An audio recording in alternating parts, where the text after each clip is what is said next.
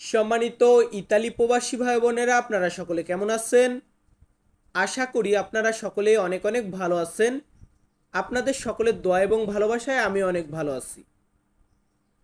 তো আপনারা যারা ইতালিয়ান ভাষাতে কথা বলা শিখতে চান তাদের জন্য আজকের ভিডিওতে থাকবে ইতালিয়ান ভাষাতে শারীরিক অঙ্গের নাম বলা, মানে শরীরের কোন অঙ্গকে কি বলা হয় সেগুলো আজকে শেখাবো। তো একটা কাজ করবেন, আপনারা সকলে সম্পূর্ণ ভিডিওটি একটু মনোযোগ সহকারে দেখবেন। আর ভিডিওটা যদি ভালো লাগে তাহলে অবশ্যই লাইক, কমেন্ট এবং বন্ধুদের কাছে শেয়ার করে দিবেন। আর চ্যানেলটিতে যারা একদম নতুন তারা সকলে সাবস্ক্রাইব করে পাশে থাকা বেল বাটনটি অন করে দিবেন। তো চলুন আজকের ভিডিওটি শুরু করা যাক। শুরুতে আমরা যে শব্দটা রেখেছি বা যে অঙ্গটার নাম রেখেছি সেটা হচ্ছে মাথা। আমরা বাংলাদেশে মাথা বলি, এটাকে ইতালিয়ান ভাষাতে বলা হয় লাতেস্তা। লাতেস্তা আসলে তেস্তা মানে হচ্ছে মাথা, আর ইতালিয়ান আর্টিকলি বা আর্টিকেল এগুলার কারণে হচ্ছে লা, ইল এগুলা সাউন্ড বসে নির্দিষ্ট করে বোঝানোর ক্ষেত্রে। লাতেস্তা মাথাটি। তারপর আছে কি ভিজো। ভিজো মানে হচ্ছে মুখ, আমরা মুখ বলি, এটাকে বলা হয় ভিজো বা মুখমণ্ডল। তারপর আছে চোখ। চোখ এটাকে ইতালিয়ান ভাষাতে বলা হয় অক্কি। অক্কি মানে হচ্ছে চোখ। বলুন তো কি মানে চোখ? অক্কি মানে চোখ। তার পরবর্তীতে আছে আইব্রু। আইব্রু বলতে কি ভ্রু, এটা হচ্ছে ভ্রু। চোখের উপরের অংশে যে সামান্য কিছু চুল থাকে বা লোম থাকে ভ্রু বলা হয়, এটাকে বলা হয় সোপ্রাচিলিয়া। সোপ্রাচিলিয়া মানে হচ্ছে ভ্রু। দেন এখানে আছে চুল। আমরা যেটাকে বলি চুল, এটাকে ইতালিতে বলা হয় কাপেল্লি। কাপেল্লি মানে হচ্ছে চুল। বলুন তো কি মানে চুল? কাপেল্লি মানে চুল। কাপেল্লি কোন শব্দ?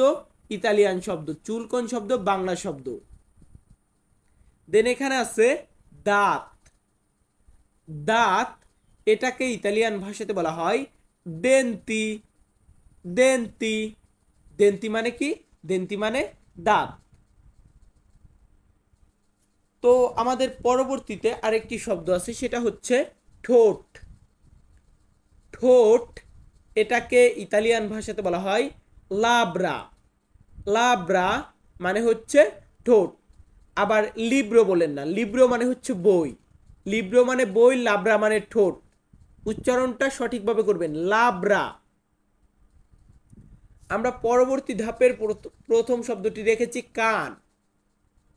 কানকে আমরা ইতালিয়ান ভাষাতে বলবো অরেক্কিও।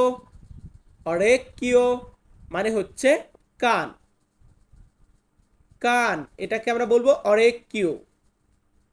যদি সম্ভব হয় খাতায় লিখে রাখবেন। তার পরবর্তীতে এখানে প্রথম শব্দটি আছে গলা। গলা এটাকে ইতালিয়ান ভাষাতেও আমরা গলাকে একটু সাউন্ড ডিফারেন্ট করে বলবো গোলা। গোলা।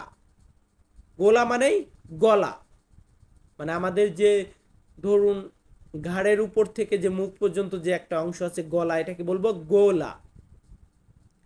তারপর আছে কপাল। কপাল এটাকে আমরা ইতালিয়ান ভাষাতে বলবো লা ফ্রন্তে।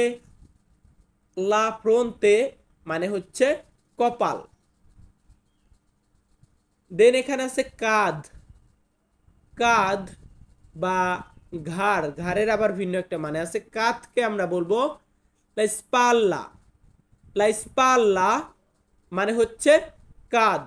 কাঁধে করে অনেক জিনিস নিয়ে যায়, কাঁধের উপরে উঠে বসো, তো এই কাঁধকে আমরা বলবো লা স্পাল্লা। আবার কাঁধের মতো ওই যে ঘাড়, এই ঘাড়কে আমরা বলবো ইল কল্লো। ইল কল্লো মানে হচ্ছে ঘাড়। আবার ইল কল্লো মানে গলা, এমনটা বোঝানো হয়, কিন্তু গলাকে নির্দিষ্ট করে বোঝাতে আমরা গোলা ব্যবহার করব, আর ইল কল্লো ব্যবহার করব ঘাড় বোঝাতে। দেন এখানে আছে বাহু। বাহু এটাকে ইতালিতে বলা হয় ব্রাচ্চো। ব্রাচ্চো মানে হচ্ছে বাহু। কি মানে বাহু? ব্রাচ্য মানে বাহু। সো যারা ভিডিওটা দেখতেছেন মানে ভিডিওর মতো ভিডিও দেখে গেলেন কিছু শিখতে পারলেন না, এমনটা করলে কিছু হবে না। অবশ্যই শিখতে হবে, মুখস্থ করতে হবে। এখন আছে ইলমেন্তে। ইলমেন্তে মানে হচ্ছে থুতনি। থুতনি বা থুতমা বলে থাকি আঞ্চলিক ভাষাতে, এটাকে বলা হয় ইলমেন্তে। বলুন তো কি?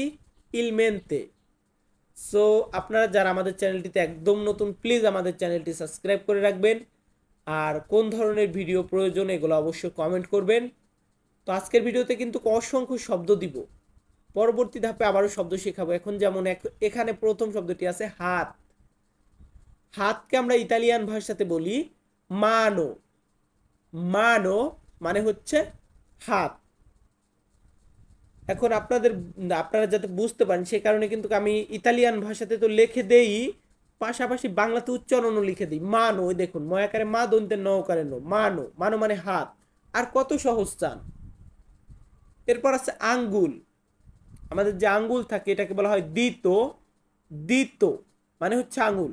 আবার কিছু ক্ষেত্রে উংলি বলা হয়, উংলি অনেক ক্ষেত্রেই বলে, কিন্তু দিত দিত মানে হচ্ছে আঙ্গুল। এরপর আছে কনুই। কনুই, আমাদের যে কনুই আছে এই কনুইকে ইতালিয়ান ভাষাতে বলা হয় ইল গমিতো। ইল গমিতো মানে হচ্ছে কনুই। গমিতো মানে কনুই, আর ইল এখানে এমনিতেই দেওয়া আছে নির্দিষ্ট করে বোঝাতে। ইল গমিতো কনুই। দেন রয়েছে কবজি। কবজি আছে না, কবজি, এই কবজিকে ইতালিয়ান ভাষাতে বলা হয় ইল পোলসো। ইল পোলসো। পোলসো মানে হচ্ছে কবজি। তারপর আছে গোফ। গোফ দাড়ি, এই গোফকে ইতালিয়ান ভাষাতে বলা হয় বাফি। বাফি মানে হচ্ছে গোফ। বলুন তো কি মানে গোফ? বাফি মানে গোফ। ই বাফি গোফটা বা গোফ এমনটা বোঝানো হয়েছে। তো গোফের পরে আছে দাড়ি। দাড়িকে আমরা ইতালিয়ান ভাষাতে বলি বারবা। বারবা মানে হচ্ছে দাড়ি।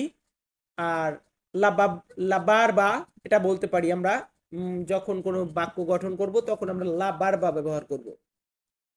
তারপর আছে স্কিন। স্কিন মানে কি? স্কিন বা ত্বক বা চামড়া যেটাকে বলে থাকি, এই চামড়াকে বা স্কিনকে ইতালিতে বলা হয় পেল্লে। পেল্লে, লা পেল্লে চামড়া, লা পেল্লে চামড়া। তো আমরা এখন পরবর্তীতে আরো 7টি শব্দ শেখাবো। এই 7টির প্রথম শব্দটি আছে পেট। আমরা যে খাবার খাই, যে পেটে খাবারটা যায়, এই পেটকে ইতালিয়ান ভাষাতে বলা হয় স্তোমাকো। স্তোমাকো মানে হচ্ছে পেট। কি মানে পেট? সাথে বলুন আপনারা, ভাই বললে ক্ষতি নাই, মুখের জড়তা কাটবে। স্তোমাকো মানে পেট। তারপর আছে বুক। মানে পেটের চেয়ে হালকা উপরে কিন্তু বুক বলে থাকি আমরা এটাকে। এই বুককে আমরা বলবো ইল পেত্তো। ইল পেত্তো। এই পেত্তো মানে হচ্ছে বুক। স্তোমাকো মানে হচ্ছে পেট। স্তোমাকো মানে পেট, পেত্তো মানে বুক। তারপর আছে কোমর। আমাদের যে কোমর আছে এই কোমরকে বলা হয় ভিতা। ভিতা, লা ভিতা কোমর। বলুন তো কি মানে কোমর? ভিতা মানে কোমর। তো আমরা এর পরবর্তীতে রেখেছি পা। আমাদের পা আছে না, এই পা, এটাকে ইংরেজিতে তো আমরা বলি লেগ, কিন্তু ইতালিয়ান ভাষাতে আমরা বলবো পিয়েদে। পিয়েদে মানে হচ্ছে পা। ইংরেজিতে লেগ বলি, ইতালিতে বলবো পিয়েদে। তারপর আছে হাত। সো সরি, হাত তো আগেও একটু শেখালাম, একটু আগে কিন্তু হাতটা শিখিয়েছি, তো আবার দিয়েছি মানো। মানো মানে হচ্ছে হাত, ইংরেজিতে আমরা বলি হ্যান্ড, তো এটাকে আমরা মানো বলবো। তারপর আছে কিডনি। কিডনি, আমাদের তো কিডনি আছে, মানুষের কিডনি বা যে কোনো কিডনি হোক, এই কিডনি বলতে গেলে আমরা ইতালিয়ান ভাষাতে বলবো রেনে। রেনে মানে হচ্ছে কিডনি। তো এর পরবর্তী শব্দটি আমাদের এখানে রয়েছে রক্ত। দেখুন রক্ত কিন্তু অনেক গুরুত্বপূর্ণ একটা বিষয়, তো অবশ্যই মুখস্থ করে রাখবেন। এই রক্তকে বলা হয় সানগুয়ে। সানগুয়ে মানে হচ্ছে রক্ত। আমরা কথার ক্ষেত্রে বলতে পারি ইল সানগুয়ে, ইল সানগুয়ে। এই রক্তর ক্ষেত্রে, কথা বলার ক্ষেত্রে, বাক্য বলার ক্ষেত্রে কখনো ইল এর বদলে কোনোদিন লা আসবে না, যত কথাই হোক আগে ইল বসবে, ইল সানগুয়ে।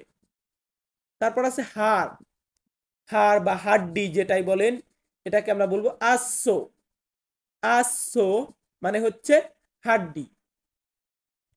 সো ভিউয়ার্স, আমার নাম তন্ময়, বা আমি সবসময় আমার ইউটিউব চ্যানেলে তন্ময় তপু বলে থাকি। আমি প্রতিনিয়ত ইতালি প্রবাসীদেরকে ভাষা শেখাই। আপনারা যারা ইতালিতে নতুন এসেছেন, আমার সম্পূর্ণ ভিডিওটা যারা দেখলেন তাদেরকে অসংখ্য ধন্যবাদ জানাই।